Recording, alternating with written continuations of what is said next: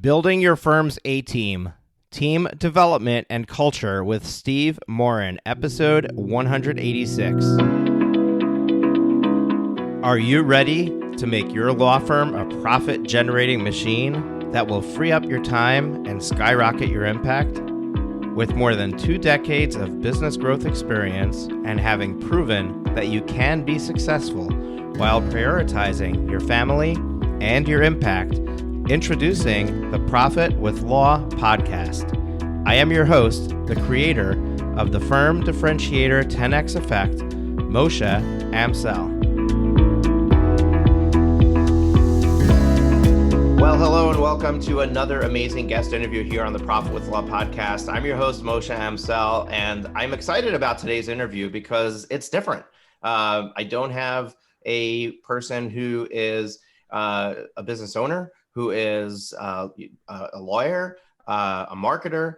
The person that I have today, we came across on LinkedIn. So for those of you who don't know, I use LinkedIn very actively to outreach to people within organizations that I want to develop a relationship with. And one of the organizations I wanted to develop a relationship with is Asana. We use Asana for our project management here in-house. I love the company. And recently they went public, and there's been a lot of growth there. And I was looking to get in touch with some people at Asana, specifically to try to get them to sponsor our Law Firm Growth Summit. That hasn't happened. They did not. I didn't get in touch with the right people for that, but I did happen to meet Steve, who is on this podcast today. Let me share an exciting tool that I recently came across that is a game changer for law firms that bill hourly or by the project, otherwise known as flat fee billing. The 2020 Legal Trends Report published by Clio rates how important various items are in a client choosing your firm. You may be surprised to know that the third most important decision factor for someone choosing a lawyer is the ability to pay with a payment plan. The challenge that law firm owners face is the risk of a client not making good on that payment plan. Most attorneys don't offer payment plans because of that. The problem is now solved with LawFunder. LawFunder allows you to easily add a payment option to all your client invoices and retainer replenishment requests that does not require credit checks, applications, or any other complex process. The client's able to use their existing credit cards, allowing them to earn points and miles, access credit card specials on interest rates, and any other tools they use to manage their cash. When I saw this tool, I was blown away. Most importantly, it removes all the risk from the law firm and makes an easy and painless process to the payment process. So if you want to check off the box on one of the top factors in new client decisions, if you want to decrease your accounts receivable and get paid immediately, LawFunder is the solution. Go to lawfunder.com. That's lawfundar.com/profitwithlaw to learn more. No buzzwords, no jargon, no BS, just results to make your law firm grow. That's Legalese Marketing. Legalese Marketing is a full-service marketing agency for lawyers by legal experts and digital advertising specialists. Their goal? To help your firm stand out in a competitive marketplace with personalized solutions to help your law firm attract the clients you want, backed by the systems to make it all work correctly. Visit profitwithlaw.com/legalese to learn more. This podcast episode is sponsored by Noda, powered by M&T Bank. You went to law school to be a lawyer, not an accountant. Take advantage of Noda, a no-cost IOLTA management tool that helps solo and small law firms track client funds down to the penny. Enjoy peace of mind with one-click reconciliation, automated transaction alerts, and real-time bank data. Visit trustnoda.com to learn more. Terms and conditions may apply. And Steve Morin has been an entrepreneur, is currently head of mobile at Asana, a collaboration software company founded by co-founder of Facebook, Dustin Moskovitz. Steve is passionate about productivity, leadership, and motivation. He brings over 20 years of experience in running and growing technology and product development teams for Fortune 500 companies and startups, including Instagram, Facebook, AT&T, I don't even know how to pronounce this, Sociocast, AOL, and Yahoo's mobile search marketing platform. Now, one of the things that really got my attention when I was talking to Steve is he's, in his role as, head of mobile at Asana. Obviously he's leading teams there, but he's got this little pet side project, and he runs this newsletter all about leadership and team development. And that really got my radar and antennas raised, that this is a topic that's really relevant for my audience here on Profit with Law. So if you're looking to build a team, if you're looking to hire staff, thinking about how you can do a better job of getting other people to do the job that you're currently doing, and really step into the shoes of a business owner, instead of holding everything near and dear to your chest, then this is an episode that you want to pay attention to, because it's not like you can just go out there and hire somebody and expect miracles to happen. You got to be very intentional and specific, not just in the hiring process, but in how you treat those people as they become your team players. And that's where I think we're going to focus our conversation today, is how do you get people to be team players? How do you get them to be involved the way that you want? And for those of you who are listening to this podcast with earphones in your ears, you're definitely hearing Rascal, who is announcing to our household that there is a truck or a mailman doing a delivery outside. So I apologize for the barking that you're hearing. I don't have a soundproof studio yet. That'll come. But I have no control over it right now. So that's that. Steve, welcome to the show. Thanks for having me. I'm excited to be here. Awesome. And Steve, I like to start off with just, hey, I gave you a little intro there, but people want to know you as an individual. They want to hear it from you. Can you tell us a little bit of your story, a little bit of your backstory, maybe what excites you specifically about leadership and team development that has you, dedicating your spare time to writing a newsletter that really doesn't have anything to do with your day job, and give us some of that backstory so we get to know you a little bit. Yeah, I think I've always been very passionate about leadership, and this is going to sound super corny, but growing up, I was in a bunch of social organizations, and I think the most leadership I had is starting in the Boy Scouts. Back when I was younger, I went to student government, was part of a fraternity in college, and what I kept seeing over and over again is experiences with leadership and motivating, especially when you're in organizations where you don't get a paycheck. You have to learn very quickly how to motivate people and how to get people to do things.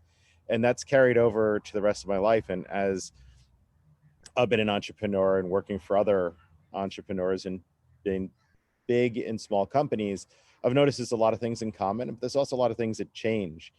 And quite frankly, I became an engineer by trade to build things, but then I learned it's equally important to build teams, build organizations. And just like there are principles of engineering, there ends up being principles that you see repeated over and over again for team building, for working and onboarding employees, for setting up growth in organizations. And there are changes in context, right? I've been lucky enough to start in my past both product companies and service companies at a consultancy that grew to about 40 people. And you notice that, there are patterns between types of businesses and types of compensation, and, whether you're all in person or maybe relevant more so today than ever before, if you build remote teams. And these are things that I think are very interesting. And I started the newsletter partially to be able to share what I've learned, but also learn myself. And I find through the act of articulating and thinking about things and sharing with others, you get the benefit yourself of becoming a better expert, a better thinker. And you also, step in puddles when you write something and clearly, people are like, well, what about this? Maybe you did just a bad job articulating, or maybe your thinking was flawed to begin with. So I think that's part of my journey. And I think part of that, I think of this is productivity. And I think productivity is a spectrum. It's productivity of individuals, teams, and companies. And then these are just aspects to help the productivity. Yeah, I love that. And I love the idea of putting something down in writing in order to solidify your knowledge in it. I think we all know that if we try to teach somebody a subject, we have to become an expert at that subject in order to teach. And that's kind of the best way to make sure you really are good at something, is go ahead and teach somebody else that skill. Because when you do that, you need to, you're going to suddenly start to realize, oh, I have gaps in knowledge that I can't transfer to somebody if I don't fill them in. And you have to get really clear on that yourself, so that you can then turn around and teach somebody else about it. And I think writing is the same thing. To your point, when people ask questions, what about this, what about that, it doesn't necessarily mean your thinking was flawed. It doesn't necessarily mean that you didn't know what you're talking about. It could just be that you, in your own personal experience, you weren't exposed to something that would allow you to think that way, to ask that kind of question. So putting it out there in writing and getting other people to ask questions is a way of expanding your thought process and and where you need to go with your train of thought, to include other people that you haven't really thought about. So I love that whole concept, and I love what you're doing to make yourself a better person. And in the green room before we started talking, you were talking about reading books and the books that you are consuming, and it's obvious from that you're very much into your own personal development. And I think that's it. If we look at what's the makeup of a leader, I think it starts there. I think that leaders inherently know that they always have more to improve for themselves. And a true leader never thinks, okay, I've arrived and I don't have anything else to learn. And I think that, I consume books all the time, and the day that I feel like I don't need to consume any more books and nobody else has anything to add into my life is the day that I know that I'm doing something wrong. And I think that it starts there. So when we walk into this conversation, understanding that personal development is so important, how do we start to look at our staff to walk this line of helping them become better people as part of our team? Yeah, I think it's an important thing. The growth of the people on your team are sort of key. If you're thinking of having a long-term business and not just churn and burn and flip, right? Businesses typically take longer to grow than anyone ever wants to, right? Companies now, you look at the Ubers, the world, and they're taking 10 years to go IPO. Obviously, that's a very different type of business than service firms. But service firms, just like product firms, are built on reputations. They're built on brands, right? And they're built on consistency. And especially when you're a service firm, right?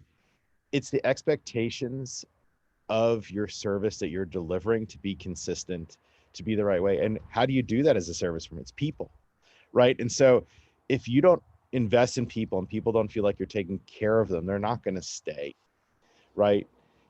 Why do they stay? If they have no other choice. Does that mean you're either in a very isolated geography, or that person has traits that are undesirable, so you're maybe not getting the best hires? You don't want to be in that position, right?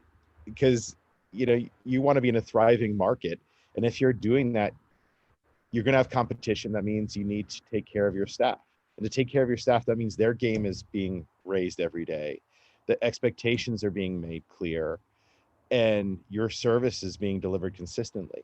And if you have all of this, right, your team will be proud to be there, your customers will be happy to be there, less stress, and you're going to retain those people, and you're going to retain like a standard that your brand will become known for. And I think it all starts with sort of this holistic view of, what does it mean to invest in your staff? What does it mean to deliver a great product? Yeah, absolutely. And I want to get to that question, and we're going to get back to it in just a moment. But you mentioned something else earlier, and I want to kind of just go on this little sidebar real quick, and then we'll come back to this conversation of, how do you get your staff, how do you motivate your staff, compensate your staff, and get your staff to all be pulling in the same direction. You mentioned this global staff, and something that we've seen in the legal industry, and I'm sure that the legal industry is behind other industries, right? So this is happening already in other industries for a while, but it's very new in the legal industry, and that's the combination of this global workforce and the gig staff, right? So historically, law firms have, you needed somebody to answer the phones, you hired a receptionist. You needed somebody to help you with the legal work, you hired a paralegal. And that was how a law firm was built. You had to hire staff to do these things, and they were in office. You were limited to your local market and whatever was available to you there.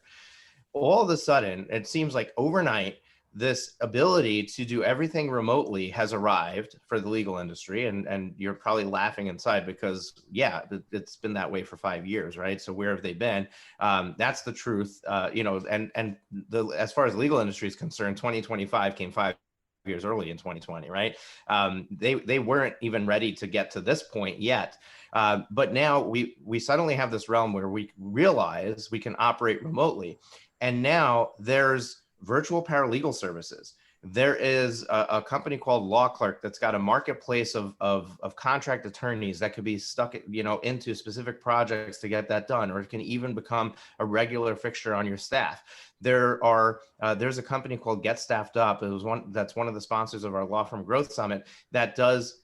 They provide virtual assistants for social media, for administrative assistants that are in the same time zone as the U.S. time zones, but they're Central and South America, so they're in countries where their pay is significantly less. You avoid all the payroll taxes, and essentially for like $1,800 to $2,000 a month, you get a full-time employee. So you can hire 3 of these VAs through Get Staffed Up for the same price that it will cost you to bring in 1 receptionist in your office.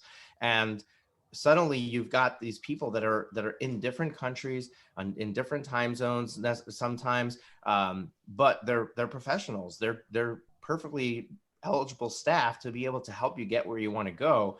So when we start having this conversation about our staff, my question to you is in this fragmented gig contractor, global workforce, when do you view somebody as an employee versus a service provider that you're doing business with? I think it's a very interesting question. And I think especially lawyers are going to be like, well, there's a lot of nuance in employment law, especially U.S. employment law versus whose contract. And I want to be clear in the question. I don't care about that, right? Yeah. That's not what we're talking about. What I want to know is from the mindset of, hey, I need to build my staff and have my team work together. When do I consider somebody a member of my team? And I'm in that mode right now, right? I have 2 VAs in the Philippines. I've got one staff member, and these VAs, they're staff members, right? Tina in the Philippines was my first hire. She's with me for 3 years. And then her husband came on. Daniel came on our team when he lost his job, and it was a natural, easy transition for me to bring him on. Then I brought in 2 people through Get Staffed Up. We have Loani and we have Juan. Loani is in Honduras, and Juan is in Colombia. So I've got 4 team members that are outside of the country, and I look at them as staff, right? They're my full-time employees, even though I might be paying them through different routes, but they're my staff. Then I've got somebody who I recently brought on to do landing page work, but she's really good. We're having such a great experience with her that I intend to use her for all of our landing page design moving forward, as long as she wants to continue working with us. So she's a contractor, but I'd like to see her view herself as a team member. So what I want to do is, in exploring this question, is how does an owner of a business navigate which of my contractors do I consider to be team members, and which of them do I consider to be, employees, and and so on. No, 100%. And my intent for that clarification as well is, it's not about the legal setup. It's not even about where the paycheck comes from, right? Because people get caught up on it comes through a staffing firm or a payroll firm, right? You like don't always get a paycheck from your own company. You sometimes get it through a payroll firm, and people sometimes view as when you work for another firm, or you work in another country for another firm, or get paid as a contractor international, that it's something different, but it's not. It's about the relationship and the cadence you have with it. You have to separate what is the legal mechanisms you get paid from what you do at the job. And anyone that is there regular in a sort of a part-time basis, 10 to 20 hours a week, to a full-time basis, they're on your team and you should treat them that way, right? The benefits may differ between some of these individuals, how they get paid may differ, but when you're full-time versus specialty project work, which is what a lot of lawyers do, you're in for maybe one contract that happens maybe once every 5 years for a client. That's the way I sort of view the distinction. If I'm working with expert partners, I do try to develop a relationship, because if it works well, I hope to work with them again. But I view them like they're a specialist. You don't put the same time and attention, because I'm looking for very specific work with a very specific duration, and I'm hiring them as an expert. Everyone else is staff, and they may be experts as well, but it's an ongoing relationship. And whether it's 10 hours a week or 40 or 60, those folks, regardless of where they reside, regardless of how they get paid, as long as you're staying within the legal confines of those setups for those individuals, you treat them as part of the team. You give them briefings. You figure out when to include them, and that's the way I think about it broadly, as a really high level broad strokes. Yeah, so I'm glad that we addressed this, because now when we talk about compensation and motivation and things like that, I think it's going to make a lot more sense when we start to think about all of the different players that we're dealing with, because somebody might be listening to this saying, hey, this is not really relevant to me. I don't have any employees. But in reality, you probably do have a handful of contractors you're working with that, if you really start to think about it, they're team members, and they need to make sure that things get handled in a timely fashion, and they're interfacing with your clients, right? Some of them are interfacing with your clients. And this goes back to that initial conversation of, hey, if you're a service-based business, just like a product-based business, the person who is interacting with your service needs to get that stellar experience. They need to walk away with the warm and fuzzies and feel like they were taken care of. So if you have a contractor who you don't view as a team member, and they are interfacing with your client, and they're not providing that level of experience that you're trying to provide, then you've kind of shot yourself in the foot. So we need to look at all these people as team members, as we go into this conversation. So let's go down that road. Let's talk about how do you approach compensation, and how do you approach let me actually put it in a different perspective, right? Because compensation is just one piece of somebody's satisfaction score. Like how satisfied are they working for you? How do you figure out what makes people tick? Some people are not as motivated about their salary as they are about other things. Like, I had an interesting conversation with Molly McGrath, or Molly Hall. She runs a company called Hiring and Empowering Solutions. It's a staffing firm for law firms, but they do it in a different way. They're not just placing people, but they work with you for the first 90 days to make sure that you onboard the people properly, so that they know what's expected of them and they feel like a team player. And their term is how to turn your staff into intrapreneurs, which is their term that they dub the internal people that are acting like entrepreneurs.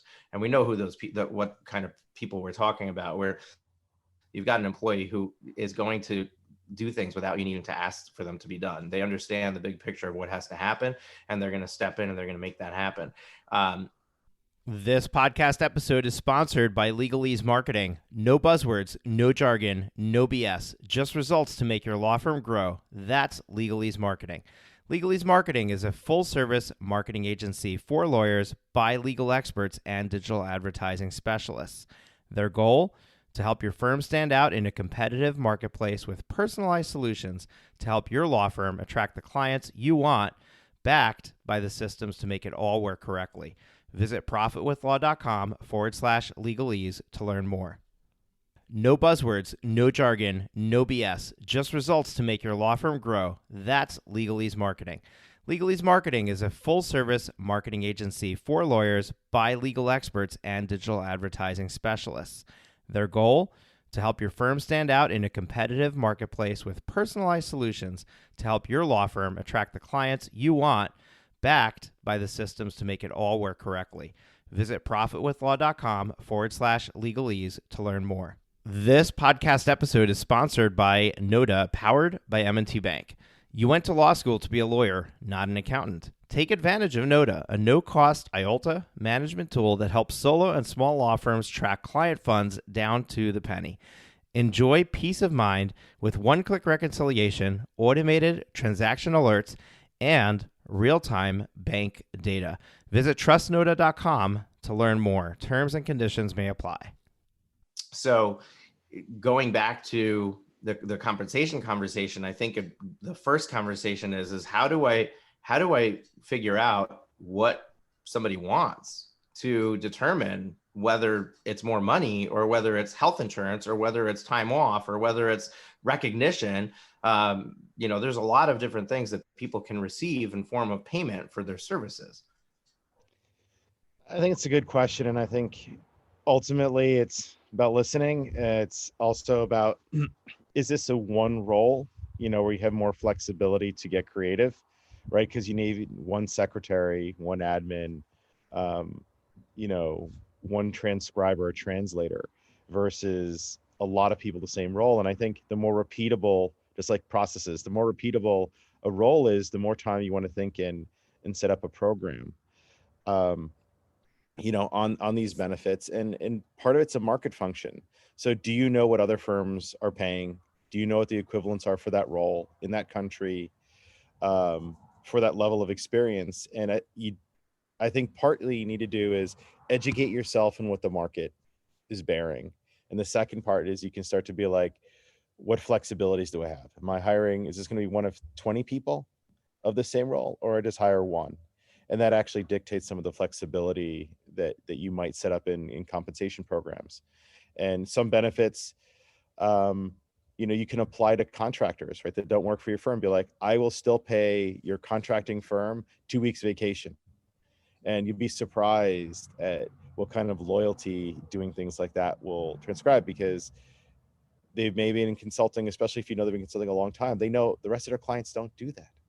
And how much happier are they going to be working for you? They feel part of the team, versus everyone else takes a holiday week off and they're the only ones still sort of having to come to the office with no one to interact with.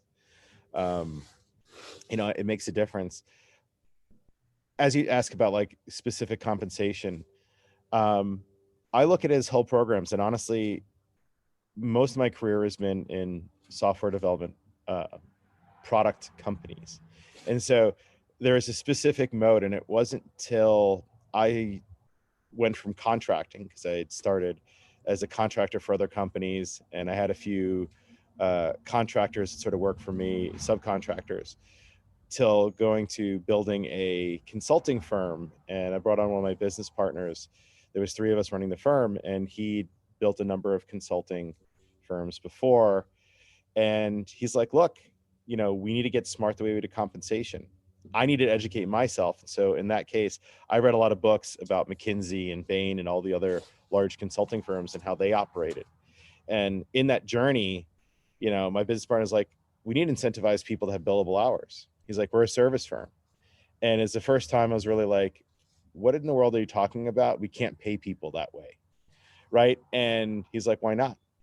And he's like, I found this effective. And what we found for our industry is that we added some of that aspect in our service firm. But we also experimented. We found that what people wanted in technology consulting was expertise, and to be recognized for their expertise. There's a lot of value in having certifications and having training. And part of what we made part of our core compensation package is it also benefits us as a service firm to have you more educated and more knowledgeable. So we align these two aspects, and we gave raises and bonuses based on how trained you were, how much expertise you brought to the table, which benefited them long-term. They ever leave the company, they take all of this with them, and benefit us as a service firm because we had some of the best experts, because we compensated people on those lines. And it was really a win-win. And then we also attracted individuals to our company that wanted to learn. And those are like, well, this extra comp is not what I wanted. I don't want to learn more. They chose other jobs. So in our case, we found an alignment between what some people were looking for, what we could benefit as a company while providing long-term value. And I think looking at your business, understanding how other, in your case, a lot of your audience is law firms, lawyers, how people compensate and what models might be smart for your firm as you grow it and as you add staff to it. Um, Yeah, I think it's that makes a important. lot of sense, and I really like the idea of marrying both the needs of the firm with the needs of the employee, because we can easily get caught up in this conversation with, okay, we have to make our employees happy, but if we're doing it in a way that puts our own interests as the firm owner at odds with what our employees want, then it's kind of like saying yes in a marriage when you really don't want to say yes, and it builds that resentment. Um, and ultimately it's gonna end up all blowing up in your face, and we don't want that to happen. So I like this idea of getting really really clear on what are your goals as a firm owner, what do you want to have happen, and then turn around and say, okay, what do my employees want, and how do I find the common denominators and marry those together to make that work. What I did here internally recently is, I wanted to really motivate my team to go the extra mile for the Law Firm Growth Summit that we have. At the time we're recording this is before, but I think this episode might be released after. But February 9th to 11th, we're hoping to have somewhere between 2,500 and 7,500 law firm owners attend a virtual conference that we're putting on. And I wanted to motivate my staff to drive more sponsorship sales, to drive more ticket sales. So there was a lot of moving pieces that everybody needed to all come together and pull together for. So I had this team meeting and I said, what can I give you that would motivate you, that you would be excited to receive as extra compensation above and beyond what you're earning, for as a reward for doing well in these areas. And when we went around the room, the answers were pretty much unanimous in two lines. It was more money or time off. Like that was what people generally wanted. So then I took that, and instead of individualizing it to each of them, I just set thresholds. I said, when we hit $100,000 in sponsorship sales, you're each going to get, and I don't remember what the dollar amount is. So please, team, if you're listening to this, don't quote me, but I'm just giving an example. You're each going to get a $500 bonus and 2 days off, right? And I just put that across the board. So we've got this like carrot, this target that we're aiming for. And when we hit it, everybody's going to win. Now, obviously, we're a small team. It's only 5 people that could be the recipients of this. When you're a larger team, you have to take into consideration what kind of work each person's doing towards that goal. It wouldn't make sense to necessarily give everybody the same bonus across the board when one person is pulling most of the weight. But I think that in that example, I tried to marry my own interests of what I was trying to accomplish with the interests of the staff and what they would like to see happen. And now, hopefully, we're all pulling in the same direction with the same level of motivation. I'm motivated by the results because ultimately I get to reap the rewards of those results, right? Or, for me, honestly, it's not about the money of the ticket sales.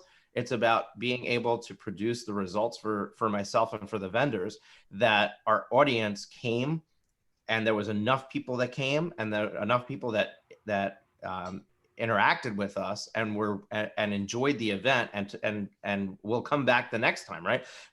Basically, we have to put on a good experience so that the vendors get results and the people who come get results, so that everybody wants to do it again. And ultimately my coaching business is built off the back of it, right? If you have a good time at the summit and you really enjoy it and it's impactful and empowering for you, then you're more likely to say, yes, I'm going to invest, $6, $10, $20,000 with you to help me get to the next level from here. So it's not so much the ticket sales, it's about getting people in the room and giving them that stellar experience. So for me, I can't do it myself. I got to get my team to really buy into that and to do it with me. And I think it's the same thing with, and if you look at your law firm, it's very easy to say, hey, we bill hourly. So, if you reach this level of percentage of productivity with an hourly billing, then we'll compensate you X, Y, Z. And that's very typical in the legal industry. But I would challenge you to think beyond that, because first of all, I'm a big proponent of pushing away from the hourly billing model. And we don't have to go into that in this episode. But if you're not billing hourly, you still want to maximize the productivity of the people on your staff. So you have to have another way of measuring it other than how much are we billing you out at. So you got to really start thinking about what what do I really want this attorney to be focusing on? What do I really want this paralegal to be focusing on? Like, what are the metrics that we can measure and say, this is your base threshold. And then this is where, you're super productive. And if you hit that super productive level, we want to make sure that you get compensated for it. We want to give you the motivation to rise to the next level of potential for yourself. And I love the idea of training staff and rewarding them for up leveling their expertise. There's a lot of people who start as a paralegal. Their plan is to become an attorney. What if you help put them through law school and keep supporting them along the way? How much more are they going to be, indebted to you, and how much more are they going to potentially want to stick around? And now you've got a shoe in with somebody who you already love what they're doing, and now they can go straight into that next level position in your firm. So I love that, that concept as well. I think I love the way you set this up with your team, because I think there's an overemphasis culturally in the United States, at least, on the individual, right? Compensation should be at the individual. How are they doing? But that's not what a company is, right? The opportunities for companies and the company's growth, right? That person wants to become a manager. Person wants to become a director or lead a practice.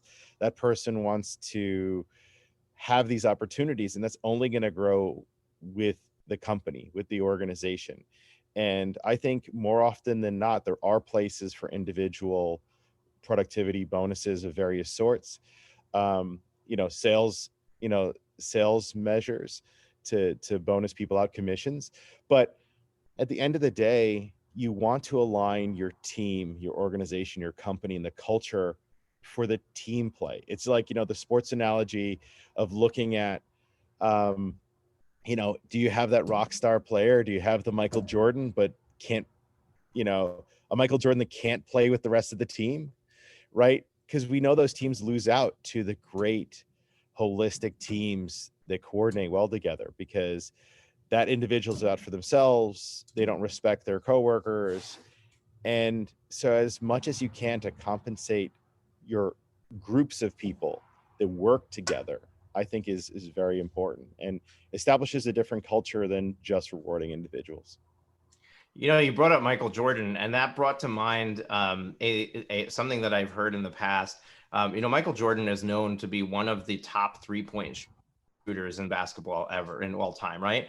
But if you look at the stats, he also had the most 3-point attempts of all, basketball players, or one of the most, right? So I'm not a basketball fan necessarily, right? I am a sports fan, but football and baseball is where I focus. So basketball is kind of like, okay, I know the sport, but this is, my understanding from what I've heard and read is that this is the case.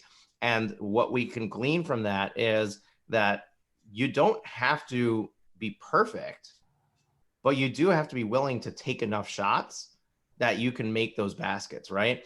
And that's one of the things that we need to overcome when we're building a team, is we need to get our team to be willing to make mistakes in order to achieve success, right? So if they're not willing to take the next step because they're not motivated, they have a fear of what's going to happen if they don't succeed, or things like that, that's going to cripple the growth of the business, because people are not willing to go out there and take risks. You as an entrepreneur took the biggest risk of all, right? You quit a job with a really decent paycheck, probably, or you came out of law school and had the option of taking a job with a good paycheck, and then you decided to open your own law firm, right? Biggest risk ever. But then we turn to the staff and we don't encourage them to take risks. And that's how we achieve success, is by taking risks, by taking action, by doing the next thing. So we need to structure this in a way that they're not necessarily being compensated for performance, but they're being compensated for attempts, right? So when you said Michael Jordan, it kind of triggered that with, like, if you look at his percentage of baskets that he made, it's not so impressive. But when you start to look at, what did he focus on? He just focused on shooting 3-point shots.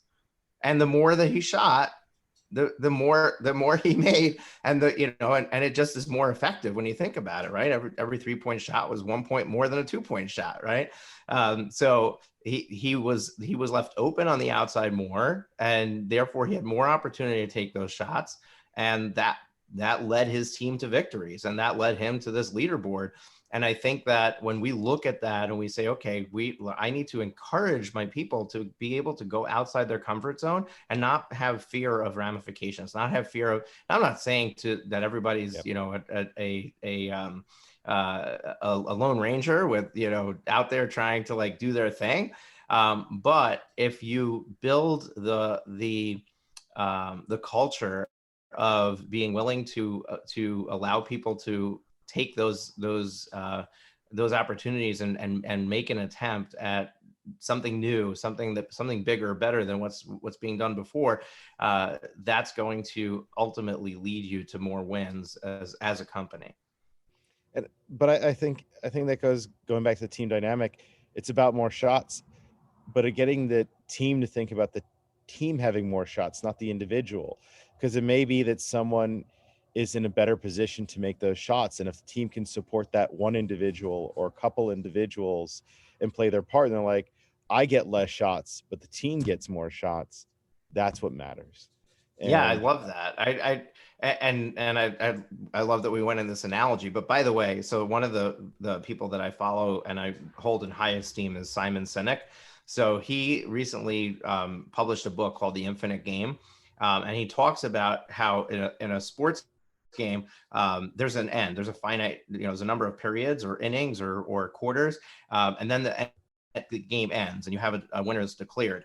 And a business, there's no end, there's no, it's an infinite game, and you have to think of it differently because there is no, you don't win, right? There's no who determines when the game is over. Nobody, right? You do. Either the business goes out of business or something else happens along, you sell it, you transfer it to your heirs when you die, or whatever happens. But it's essentially this game that never ends. So he goes into how he doesn't like sports analogies when it comes to business, but I feel like sometimes there are some really good analogies we can derive from sports, and this is one that when you look at a sports team, it's absolutely what you just said. You have to look at who has the best opportunity to take us to get that next point, and give them that shot, give them that option so that they can get there, as opposed to each person being out there for themselves trying to make that next win. And when we talk about compensation, you have to be really careful to structure compensation in a way that people aren't being motivated to be lone rangers. People aren't being motivated to be the only one taking shots, but they're motivated to win as a group effort. And it's kind of like, okay, you have two lines to toe, right? I got to take each individual into perspective personally, but then I also have to figure out how to drive this team further. And I think that if you're going to do performance-based compensation, the bulk of that should be based off of the team's results, and then a small portion of that can be based off individual results. What do you think? I think that's right. And you asked me a question earlier, like, how do you keep people interested and motivated? Like, how do you make people part of the team? And I think part of it is compensation, but part of it's the culture you build, right? Like getting people to understand the success of the firm will lead to the individual's success. And this is a team effort, even if it stays small, that you don't want to go under. So everyone's looking for new jobs, right? And sometimes success is just being able to keep the shingle, out there.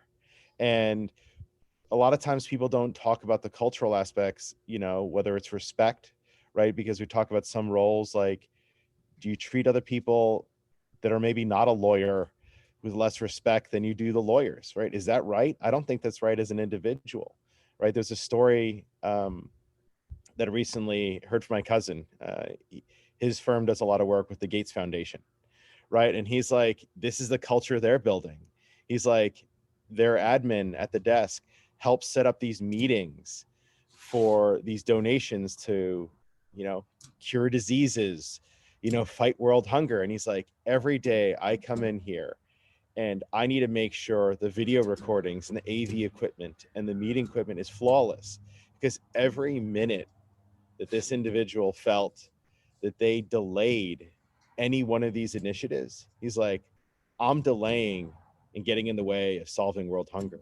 I'm getting in the way of, curing disease. People are suffering today. And he's like, it's my job to allow these other individuals in the firm to change the world. And he's like, I have a part in that. And he's proud of that part and worked hard every day to do that. And I think, you know, should anyone treat that individual any less than the lawyers that are, and then the bankers and the scientists that are doing their part? No. And I think you need to think of that with your teams. Treat everyone with respect because they deserve it.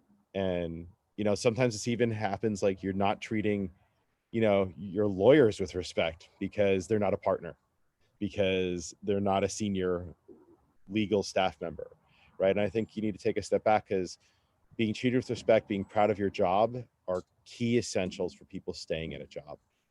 And I think it's an important thing to, beyond compensation, to think about. Yeah, I love that, and all of that started with the culture of the firm, and you use the Gates Foundation as an example. We did a podcast episode way back, episode 65, so over 100 episodes ago, and we had Eric Farber, who wrote a book. What's the name of his book? It's A Case for Culture is the name of the book, and he started a law firm and grew it to over 50 employees in less than 5 years. And he wrote a book about culture, and we had a whole conversation about it. So folks, go back to profitwithlaw.com/065, and you can listen to that episode. And he made the case for, that being the culture being the most important thing to, effectuate the growth in your law firm. Like if he looks back at what did it take to get to 50 employees until he started to focus on the culture, that was, he had this tiny little growth, but then all of a sudden when he started focusing on culture, it exploded from 10 to 50. So, I think that people start to think about, oh yeah, it's easy for the Gates Foundation. They're solving world hunger.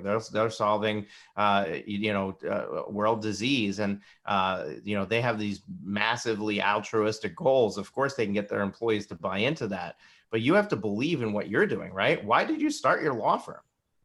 It wasn't just to collect a bigger paycheck. Nobody does that because, first of all, I mean, you can look at a ton of law firm owners and have conversations with them and find out that it might take you 5, 10, 15 years to get beyond the paycheck you would have been collecting at a firm. So you didn't start because you wanted more money. Yeah, you wanted flexibility. You didn't want to report to somebody else, but you probably started because whatever practice area you're in, you're a firm believer in that being something that it's your mission to do, right? You're put on this earth to do something, and you've chosen this is your mission. So if you're in family law, then you're supporting people who are exiting a marriage, who are, they want the best outcome for their children.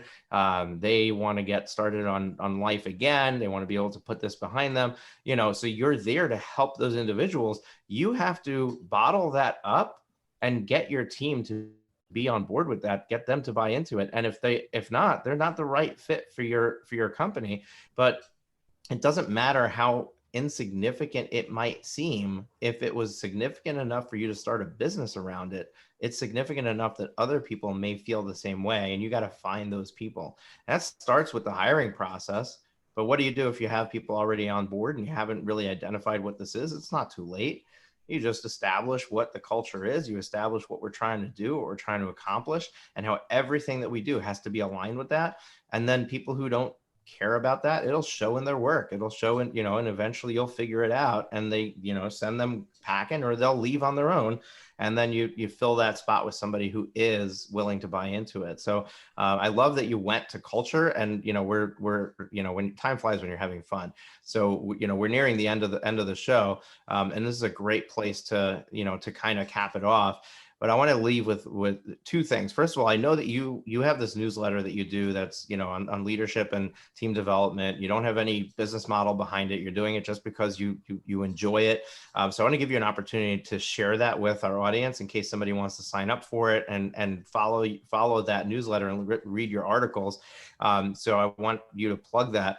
But I also want to ask you this last parting question. If you can leave one piece of advice for a law firm owner who is either just starting to build their team, or they have a team in place and they're trying to improve the productivity of the team and cohesiveness and keep everybody happy, what's one piece of advice that you can leave people with that this is where you need to start if you want to be successful with growing a good cohesive team?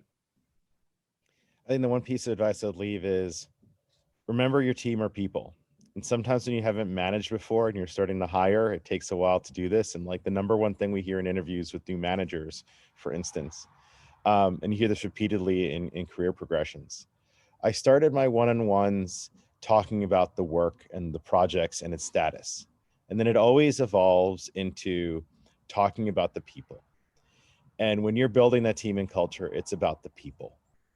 And I think that's the most important aspect. If you just know that one thing, you'll start to figure out the rest.